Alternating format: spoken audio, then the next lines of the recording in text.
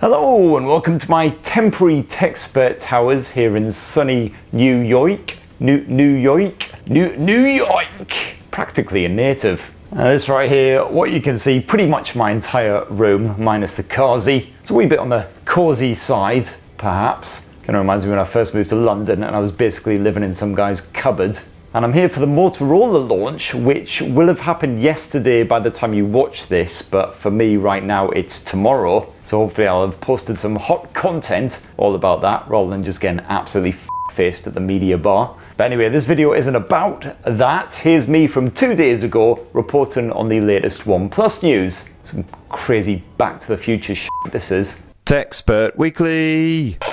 Now OnePlus must be absolutely smashing the double espressos in 2025 because they've already launched a fresh flagship and mid-range smartphone, as well as a bloody good Wear OS watch. And yet rather than sitting back with a nice pint of wine and Barry Manilow's greatest hits, they're apparently cracking on with a whole new set of smartphones, boy Jiminy. Now here at Tech Spurt, a couple of weeks back, we reported on the upcoming OnePlus 13 Mini, which is expected to launch in the next month or so. And by we reported, I do of course mean that I sat here and read a rumours piece off of my smartphone. YouTube journalism at its best. But apparently, according to a completely different rumours piece, OnePlus ain't just working on that dinky palm pleaser. They're also beavering away on a new budget-priced blower, the OnePlus Nord CE5, which hasn't so much leaked as absolutely gushed all over the internet these past few days.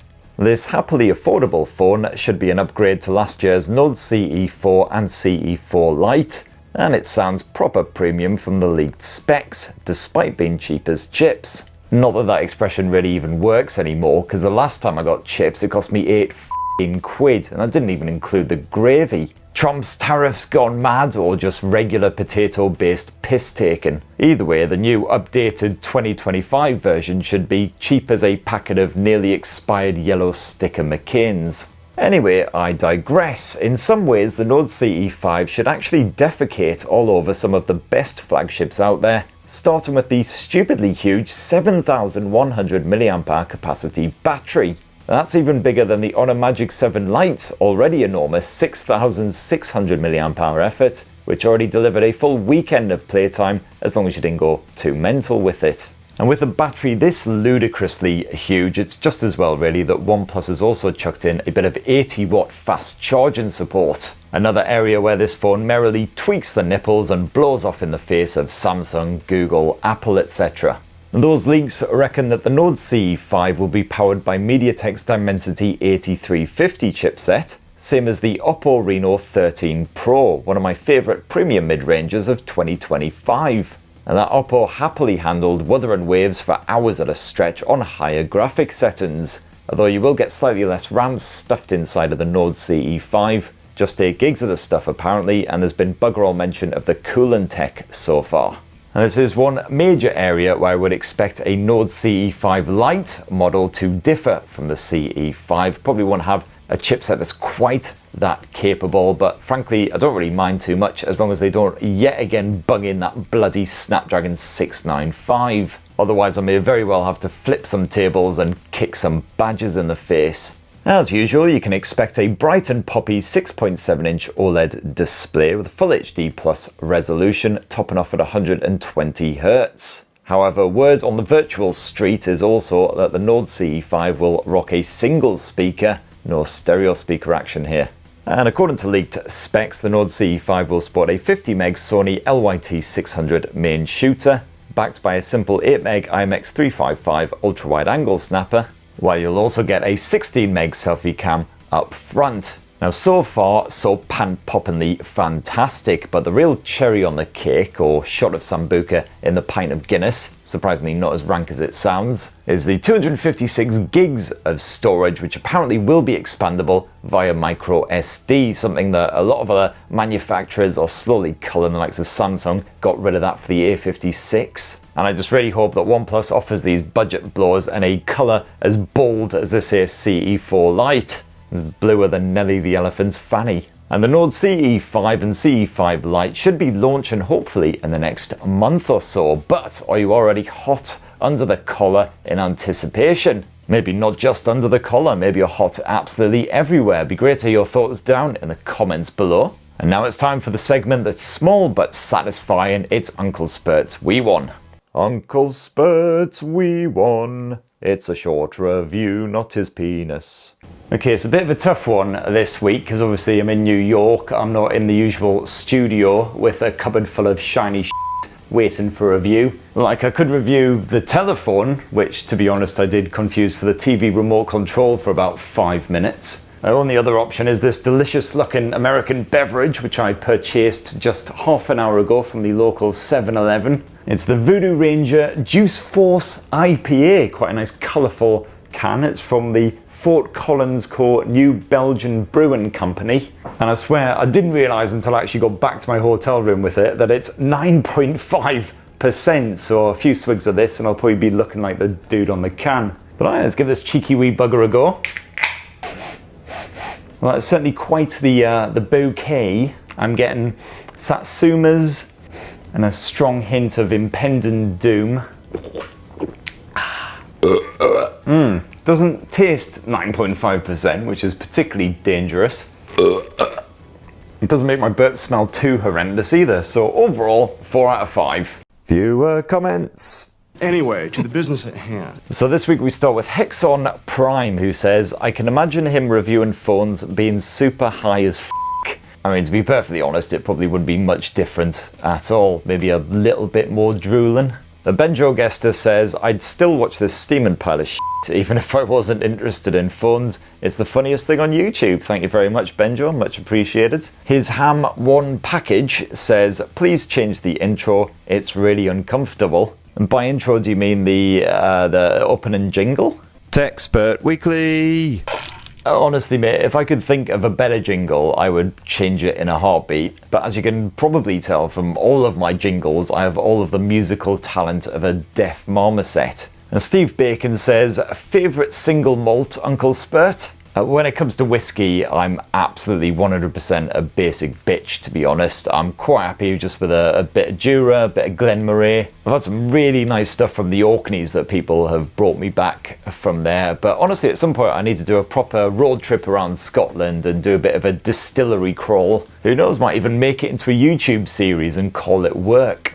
Nabamnera says, from where do you download these wallpapers? Well, wall.alphacoders.com, wall.alphacoders.com. That's where my wallpapers come from, wall.alphacoders.com. Bri77 says, 1 minute, I'm 3 pumps if I'm lucky, and you don't need OF, I just use your videos to crack one out to. If you could pout a little bit every now and then, that would be great. Well, here's one for the spank bank, buddy. The problem is when I attempt a pout, it just kind of looks like I'm in physical pain. Now, in the previous episode, which apologies was several weeks ago, now the whole Easter holidays thing bollocksed up the whole weekly part of TechSpurt Weekly. But anyway, the main topic of discussion was the Oppo Find X8 Ultra and would it be worth waiting for? Alfie X Nakama says, absolutely worth waiting considering Oppo and Vivo single-handedly carried the top 2024 smartphones. Surely 2025 going to be even better. Samsung and have got nothing on them. And Blaze WYB says, I went with the OnePlus 13 after much deliberation, bought it outright as no UK networks offer it. Yeah, it's kind of mental that no carriers in this country are stocking the bloody OnePlus 13, one of the best smartphones, one of the best flagship phones, at least of 2025 so far. You'd have thought they'd have all been over it like Lynx Africa or all over a spotty 14-year-old. But anyway, it looks like you made a wise decision to go with the OnePlus 13 and not wait for that Oppo Find X8 Ultra, because Oppo has since confirmed that, shock, horror, surprise, yes, the Ultra is going to be China only, no plans for a global release. As James Collins points out, Poco want to actually sell you a phone, Oppo just want to show you what you could have had. The smartphone equivalent of Jim Bloody Bowen. Gotta be said, they have been a wee bit cock-teasery of late, especially with the Oppo Find N5, the best foldable phone of all time. They even did a UK tech press briefing where we all got our samples, went off happy as Larry. I've got no idea which Larry though, every Larry I've known has been a proper miserable c***. And then yeah, nope, not for you lot, not gonna happen, sad face. Nandoff Data Recovery says, I was going to be an early adopter and order from the UK today, but my spidey sense is telling me to hold on for a couple of weeks. Can you think of any reason why I shouldn't be using this in the UK? I can't read or write Chinese at all. Is absolutely everything in English. Well, whenever I've reviewed a Chinese model of a smartphone, it's always been a bit of a slog, to be honest, because you've got to tweak absolutely everything on there. The keyboard, for instance, absolutely not set up like a traditional English keyboard at all. There's no Google services, of course. You've got to sideload everything, and it's just, yeah, it's a proper ball ache. It's kind of like if you were trying to assemble an IKEA coffee table, but you'd already had 10 pints of vodka, and the instructions are all in Mandarin. It's certainly doable, but it'll test your patience. Decoy Dave says, the last 15 seconds with outtakes, the whole episode is an outtake. Yeah, I'd imagine certainly very little of this would make the final cut in an MKBHD video. Although who knows, I like to think that he'd maybe leave in the bit about Nelly the Elephant's fanny.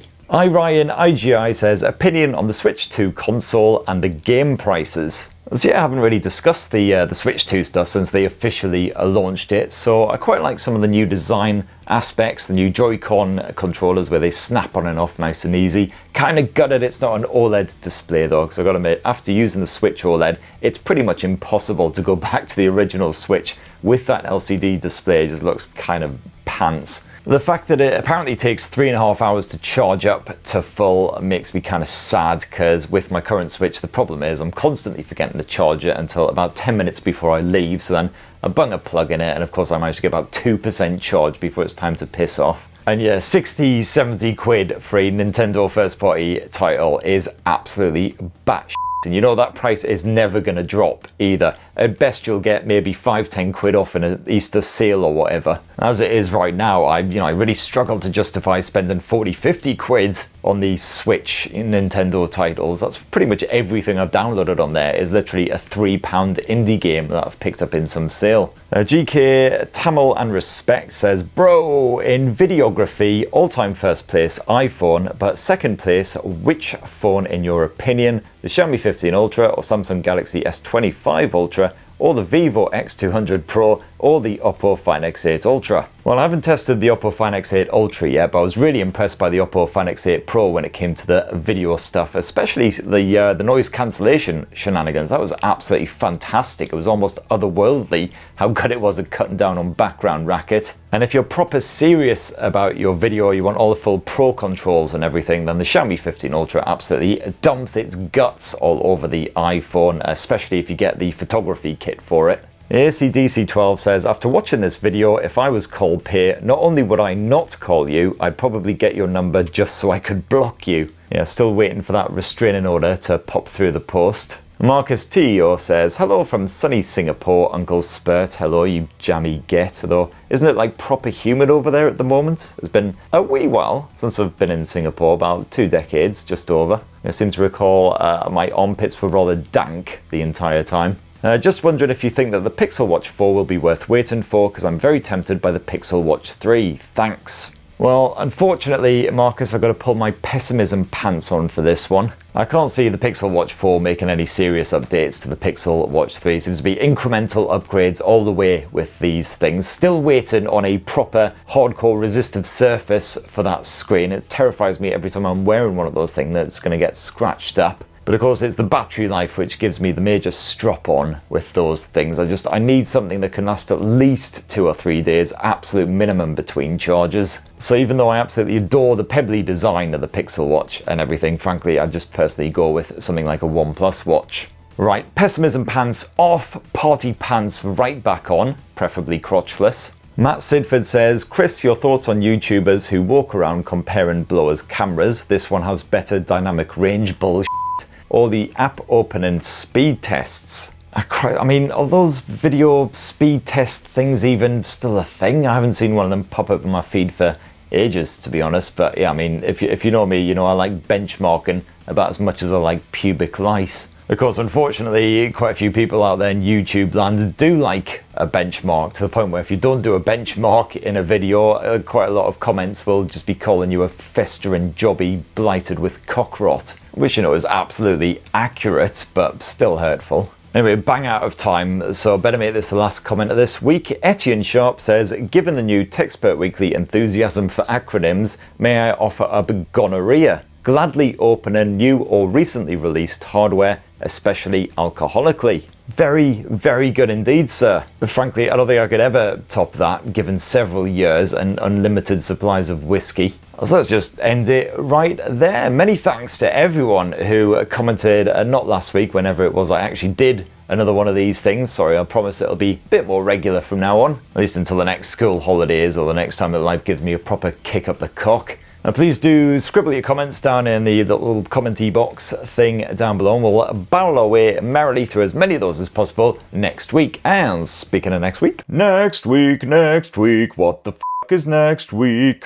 Well, on Monday, it's the CMF Phone 2 launch, and you know, your Uncle Spurt might have something for you to have a good hard squint at, so maybe come back for a bit of that. Hopefully they won't just bloody leak it all themselves over the next few days and make it completely pointless. I'll also be bringing you a full final frank review of the Pixel 9a, hopefully, at least if time allows, as well as probably even more Motorola shenanigans. As I say, I'm shooting this bit before I even bugger off to New York for the launch, but I'm assuming there's going to be quite a bit of stuff to cover. So stay tuned for more of that and a tasty slice of TechSpurt Weekly again, same time next week. So massive thanks to everyone who's actually watched this shower of shit to the bitter end. Please do poke subscribe and ding that notifications bell if you haven't already, and have yourselves a bloody wonderful weekend. Cheers everybody, love you!